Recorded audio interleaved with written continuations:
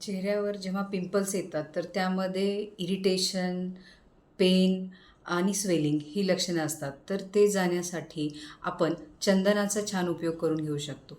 चंदन जेव्हा गुलाब जेलसोबत मिक्स करून त्याचा आपल्या चेहऱ्यावर लेप लावून 15 मिनिटं लावून तो वॉश करतो. त्याच्यानंतर एक क्लिन्झिंग इफेक्ट आपल्याला भेटतो आणि एक कूलिंग इफेक्ट पण भेटतो.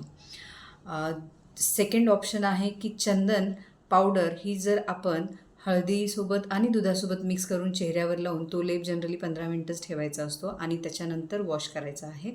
तर आपल्याला अँटीबॅक्टेरियलसोबत आपले स्कार्स लाईटन होण्यासाठी पण मदत होत असते. आणि ती चंदन पावडर जर आपण मधामध्ये मिक्स करून लावली तर एक क्लिन्झिंग इफेक्ट येतो आणि आपल्या चेहऱ्याचा ग्लो वाढायला मदत होते.